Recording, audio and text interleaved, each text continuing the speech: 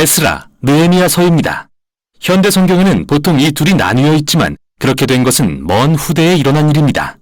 원래는 한 저자가 쓴 한 권의 책이었죠.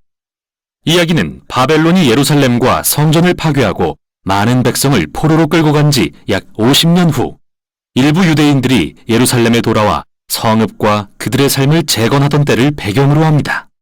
구체적으로 이 책은 재건에 힘쓴 3명의 지도자에 주목하는데요. 바로 스룹바벨, 에스라, 그리고 느헤미야입니다. 책의 구성 또한 각 지도자의 노력에 초점을 맞추고 있죠. 스룹바벨은 큰 무리의 백성을 이끌고 예루살렘에 돌아와 성전을 재건하고 그로부터 70년 후 에스라는 예루살렘에 와서 토라를 가르치고 공동체를 재건하며 다음으로 느헤미야는 예루살렘의 성벽 재건을 지휘합니다. 3명의 이야기는 매우 비슷한 구조로 되어 있는데요. 먼저 하나님께 감동을 받은 페르시아 왕이 이들을 예루살렘에 보내고 자원과 도움을 제공합니다. 이들의 노력은 방해에 부딪히지만 결국 극복해냅니다.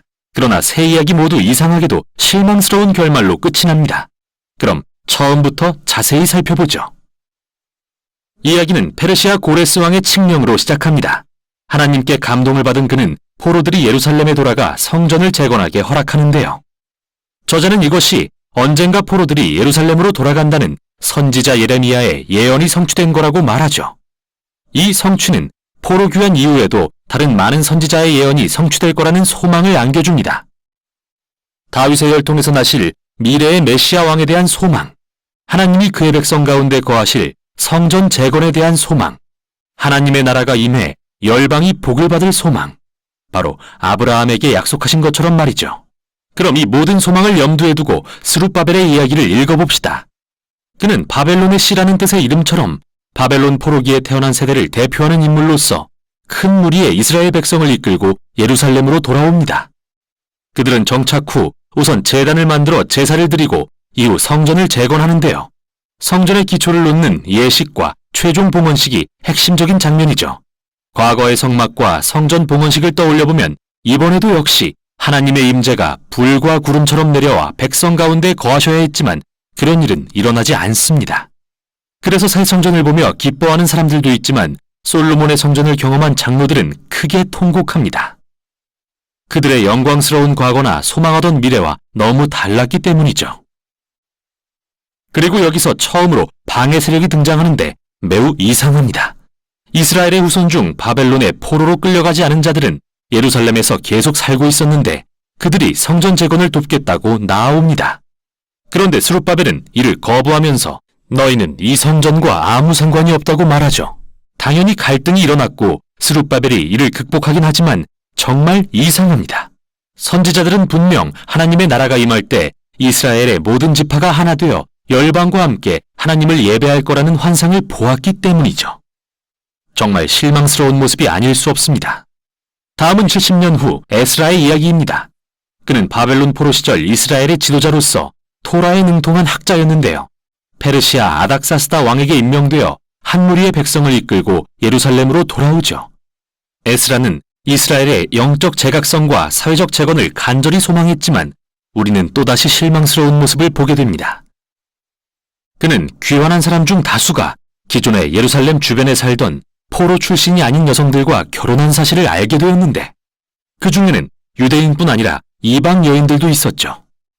그러자 에스라는 율법의 계명을 들어 이스라엘은 거룩하니 고대 가나안 족속과 구별되어야 한다고 호소합니다. 예루살렘 주변에 살던 자들은 가나안 족속처럼 귀환한 이스라엘 백성을 타락시킬 거라고 하면서요. 그리고 에스라는 가슴을 치며 회개 기도를 드립니다.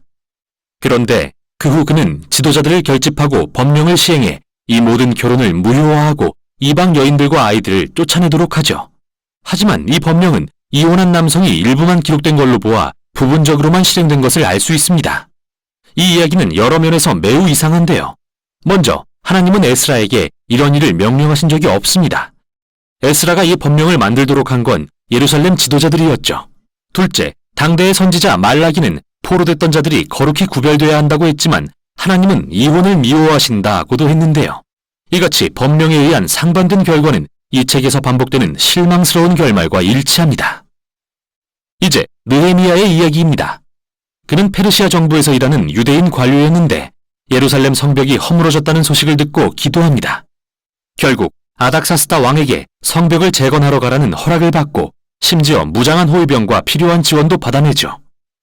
예루살렘에 도착하여 재건 작업을 시작한 후 그 역시 예루살렘 주변 거류민들과 갈등을 겪습니다. 또다시 이야기에 긴장감이 감돌죠.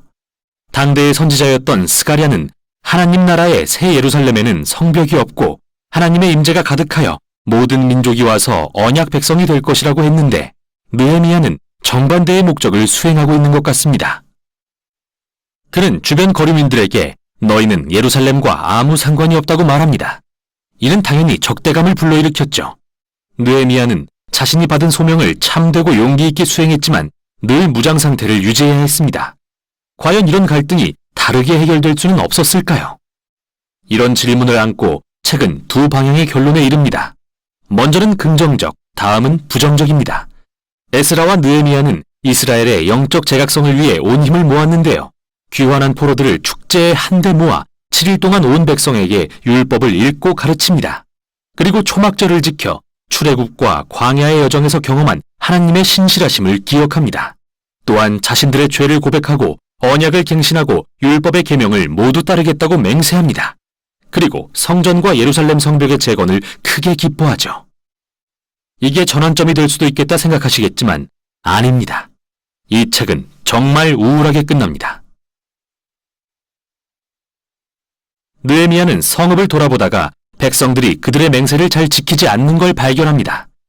스룹바벨이 애써 재건한 성전은 방치되어 소홀히 관리되고 자격 없는 자들이 돌보고 있고 에스라의 가르침이 무색하게 백성들은 율법을 어기고 안식일에 일을 하고 있죠. 심지어 그들은 느헤미야가 재건한 성벽 주위에 시장을 열고 안식일에 장사를 하고 있습니다.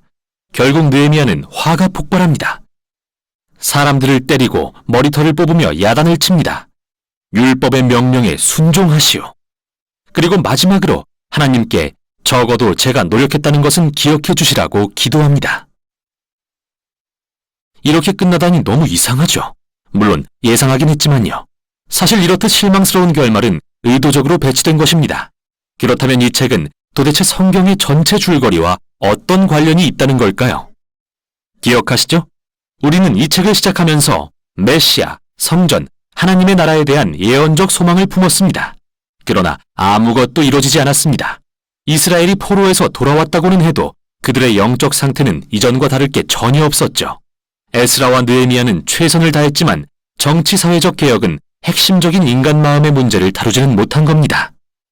이 책의 요지는 예레미야와 에스겔 선지자가 강조하는 것과 같습니다. 하나님의 백성에게 필요한 것은 마음을 온전히 새롭게 하는 것입니다. 그분을 사랑하고 그분께 순종하기 위해서 말이죠. 이 책이 실망스럽게 끝나는 건 사실이지만 그래서 지혜서와 예언서를 계속 읽고 싶어집니다. 하나님이 위대한 언약을 성취하기 위해 무엇을 하시는지 찾기 위해서 말이죠. 여기까지 에스라와 느헤미야였습니다.